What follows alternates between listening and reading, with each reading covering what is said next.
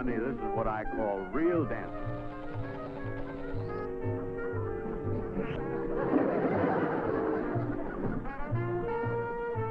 You know, honey, we're all wrapped up in each other.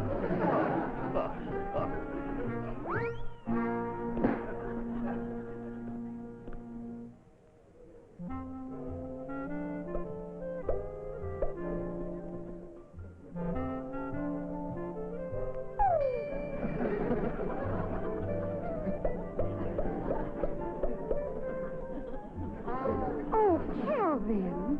Sorry, honey. Calvin, I wonder if you pay the check. I told Mater I'd be home early.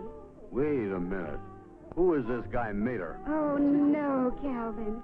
Mater is your mother. Uh-uh. My mother's name is Sarah. Calvin, I mean my mother. We call her Mater. Oh. Well, have you told Mater about me yet? Well, not yet, Calvin. You see, I have to be very careful. She thinks every man is after my money. Then you haven't told her about us getting married?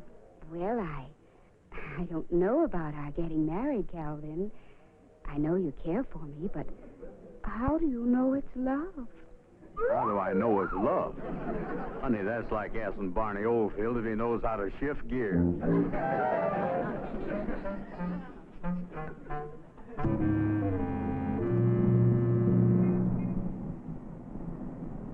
Drink to me only with thine eyes, and I will pledge with mine. Or leave a kiss within the cup, and I'll not ask for wine. What you singing, sister dear? It's me all right, Maggie Bell. Oh, my. You know something. I either got to get a new mop wringer or wear a raincoat on cleaning day. You been shopping, sister? Yeah. And guess what I heard down at the beauty shop? That Calvin Burnside is getting married to Nancy. Ha! What does a young girl like that see in him? I haven't any idea, but I know what he sees in her. Her money. Isn't that disgusting? Marriage for money? That never works out, sister dear. Yes, I know how terrible I felt when dear, sweet Montgomery turned out to be a deadbeat. We should have known he was nothing when at the wedding the clothing store repossessed his morning coat right off his back going down the aisle. They said at the beauty parlor that Nancy's mother is worth $200,000. $200,000? I don't think she's going to take too kindly to a son-in-law who gets his wardrobe from the Salvation Army.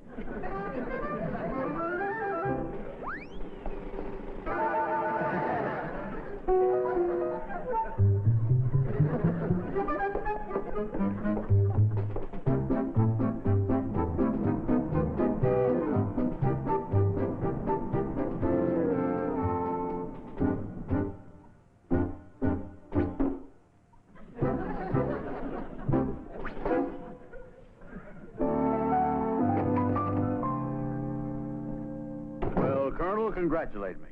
I finally found the one girl in the world for me, and we're going to get married. Almost a bullseye. Well, Calvin, you have my sympathies. Sympathy? Colonel, what's so wrong with marriage? Calvin, it's a sneaky way to do it. These quick weddings.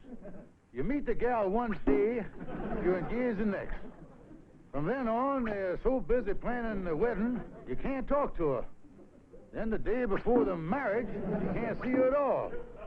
And when you do marry her, she's wearing a veil. Well, what's wrong with all that? Calvin, have you ever gone into a grocery store to buy a honeydew melon? Sure.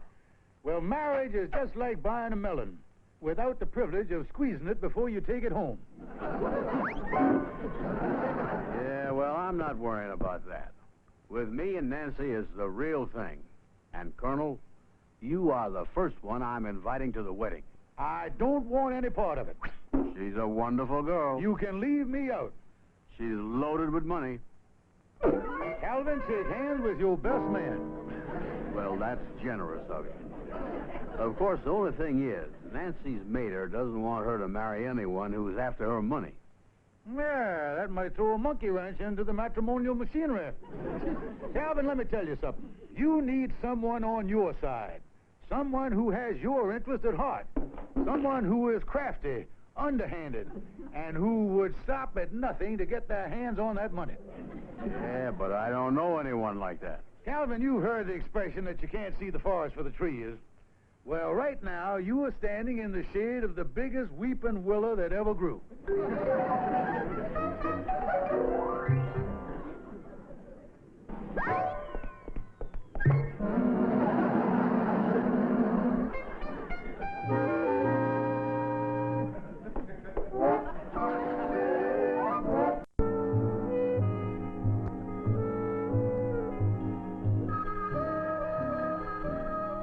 Hello? Hello? Nancy? Oh, Calvin, it's you. Yeah, Nancy, I've been talking to a friend of mine, and he's got a great idea. He suggests we elope without telling your mama. Oh, Calvin, if I did that, Mater would disinherit me. Funny how a great idea can go sour, isn't it? Well, you see, a while ago, I was in love with a boy named Rupert. We were engaged, but he never could put over his big deal, so Mater made us break up. She said that wedding bells will never ring for a man that's penniless. She did, huh? She said I must marry a man who is not after my money. You have money of your own, don't you, Calvin? Yeah. Matter of fact, I just came into some money recently. I'm going to consult my financial advisor this afternoon. I think I'm going to turn out to be a lot wealthier than I think I am. Oh, Calvin, you're getting more wonderful every minute. Bye-bye, Calvin.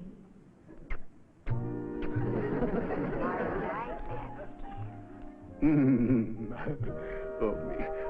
Bye-bye, honey.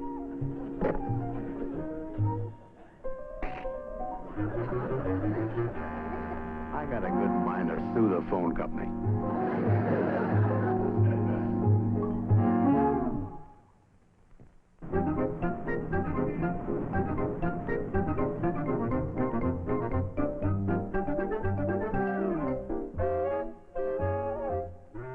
Calvin, did you say we are due at the hotel at 7? That's right. Colonel, you think meeting Nancy and her mater for dinner is a good idea? Oh, certainly. They'll give us an opportunity to put on the dog. Yeah, but I'm nervous. I'm not too familiar with those high society manners. Now, you just watch the old Colonel, son. I'll show you how to really put on the Ritz. I'm putting on my top hat, putting on my shirt studs, polishing my nails. I don't understand it, and I'm only half his age.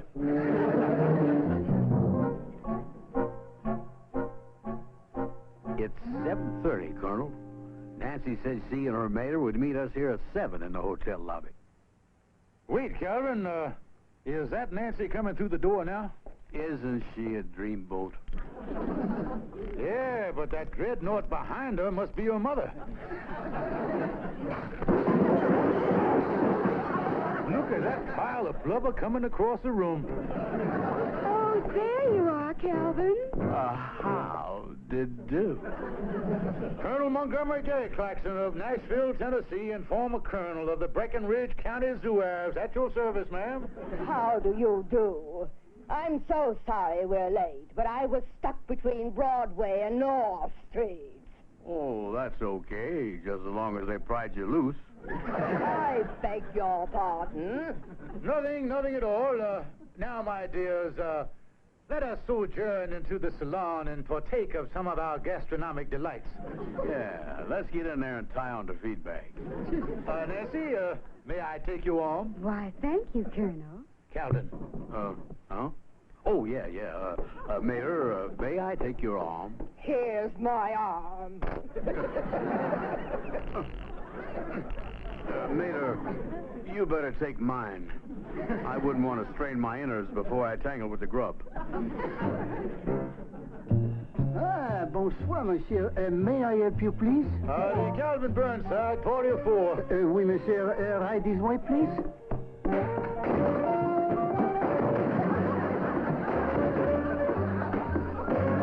Voilà. You are? Your waiter will be with you in one moment. Nancy, you sit here. I will sit beside you, and Maida, you sit across from me.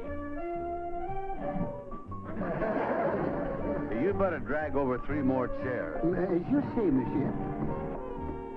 And Pierre, tell the waiter to hurry it up. I'm starved. Oui, madame. Colonel, I understand you are Mr. Burnside's financial advisor. Well, I do operate behind the scenes. And Mr. Burnside, you must be very wealthy to have someone just to look after your money. Oh, yeah. When it comes to being filthy rich, I guess I'm just about as dirty as anyone. Well, Nancy, Mr. Burnside is quite different from that penniless Rupert fellow you were going with. No, Mater. Yes, sir, ma'am. Mr. Burnside had a big year last year. Of course, when it comes to stocks, he concentrated on metals. And while the steels were good, he did have a little trouble with the coppers. Yeah, they had me down to the station house 3 or 4 times. I'm afraid you'll have to excuse Mr. Burnside. Ever since he got his head caught in the bank vault door, he refers to the New York Stock Exchange as the station house. Oh, I see. There's the music. Would you care to dance, Nancy? No, I'd love to, Colonel. Calvin. Oh, yeah. Mater, would you care to get up and waddle the light fantastic with me? I'd love to.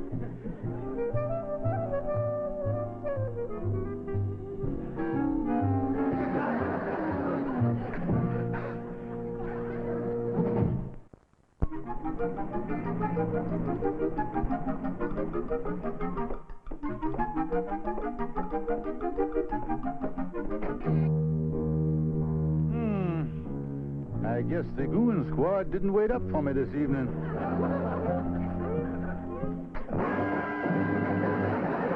On second thought, I guess they're wide awake. Well, good evening, my 2 charming creatures. Never mind that, Montgomery. Where have you been till this hour of the night? I have been assisting the Bluebird of Happiness to build a little love nest in the hearts of 2 of my dearest friends. What do you mean by that? I've been trying to help Calvin marry a young chick so we can move in on her mama's loot. You mean he's going through with this crazy idea of marrying that rich gal? Sure. We've been at a swanky restaurant trying to impress her and her fat mama. You sure you haven't been out with some hussy yourself? Oh, no, sister dear. You know I'll always be true to Maggie Bell. When a person has lamb chops in the icebox, he don't go out looking for pot roast. Well, all right. We're going to bed. Good night, Montgomery. Good night, sweetheart. Good night, Sister Sue.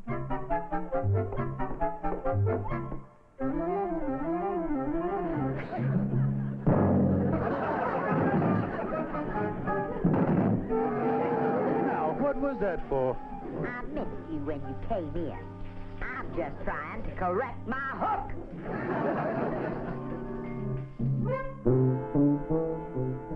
Oh, Nancy, this is wonderful news. Your mater says you can marry me, huh? Yes, she was so impressed with you last night. Someone who isn't interested in me for my money. Someone of your financial standing. I'm pretty rich sitting down, too. If Rupert only had the money you have, if he had put over that big deal, Calvin, it would have been Rupert instead of you.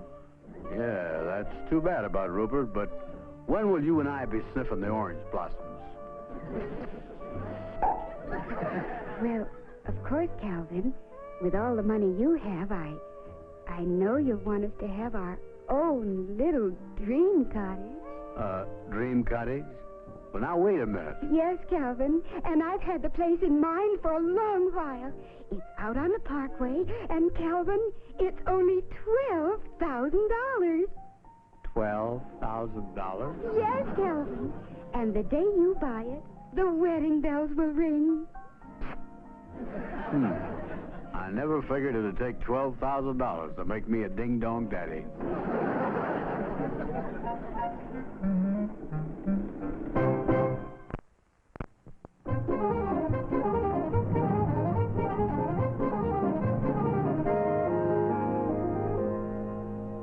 Yes, sir, Mr. Meikle. That's the information I wanted. Yes, sir. Thank you, sir. We understand. Yes, sir. Goodbye. Well, Calvin, that was Mr. Meikle that built the house Nancy wants out on the Parkway. Yeah? Yes, sir. He wants $12,000 for the house. He says he needs the money badly, but he is willing to take $5,000 down payment. Oh, my. Where in the world are we going to get $5,000? And if we don't, Nancy won't marry me, and I'll miss out on all that money. After all, Rupert missed out because he didn't have any money. Now, Calvin, we've got brains. There must be a way. If we just put on our thinking caps... I just had a hot flash. Calvin, my brain is really on fire. We'll go to the bank and real estate loan. Yeah, a real estate loan. That's a good idea. Then, Calvin, you can buy the house and marry Nancy. Yes, sir. Colonel, you are really cooking.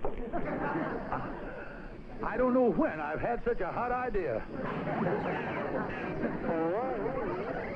Come on, let's go down to the bank while I'm all steamed up.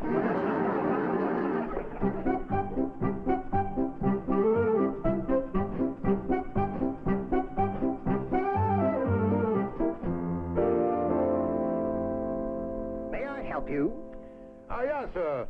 We want to borrow $5,000. Please do come in.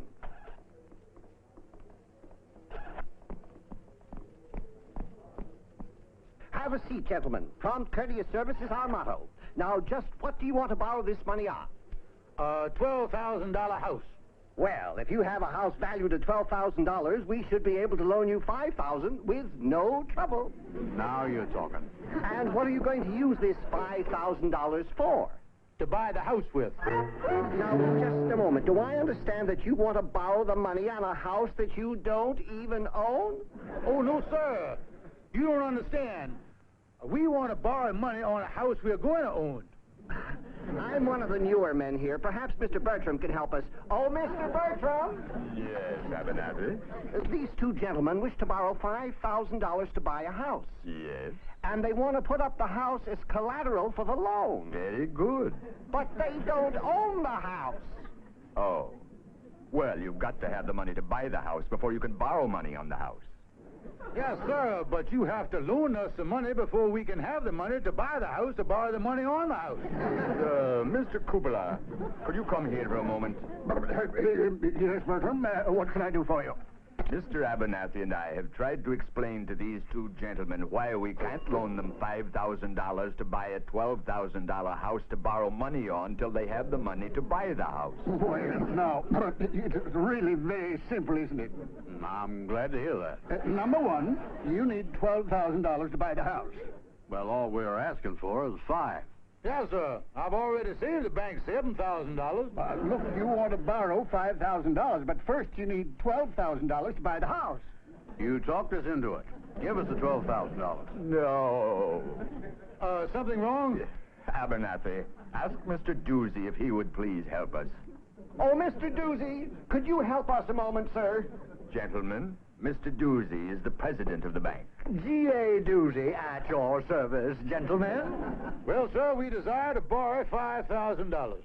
$5,000 on a $12,000 house. Fine collateral. But, Mr. Doozy, they don't own the house. What they really need is $12,000.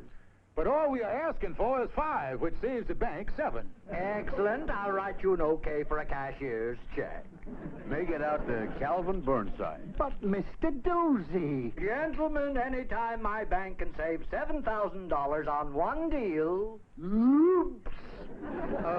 What's the matter, Mr. Doozy? Gentlemen, I've worked for 18 years to establish this bank. I carefully selected my most worthy associates.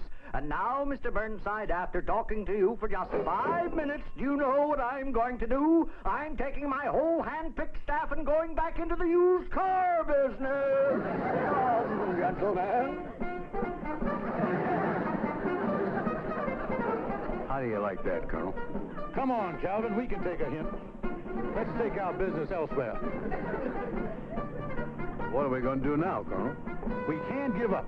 I'll go home and get Maggie Bell's pearl necklace and hock it. You sell your automobile. I'll hock Sister Sue's mink coat. You cash in your annuity.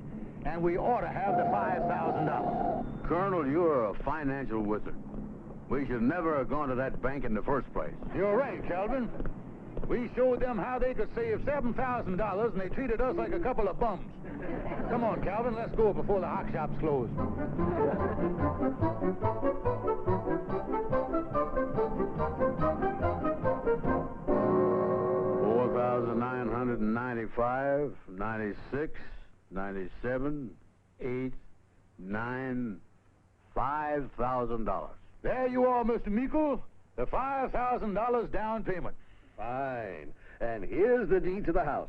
You understand it's $100 a month until the balance is paid. Oh, we understand. Oh, yes, I'm in the real estate business myself, you know. Ha. Well, I'm glad we could make a deal. I've had this house for sale for 6 months. It's been a very important sale for me. Yes, sir. It's been important to us, too, Mr. Meikle. Well, good day, gentlemen. Good day. Goodbye. Well, now, Calvin, we have the house. This will satisfy Nancy and her mater. Yeah, and tomorrow those wedding bells are going to ring.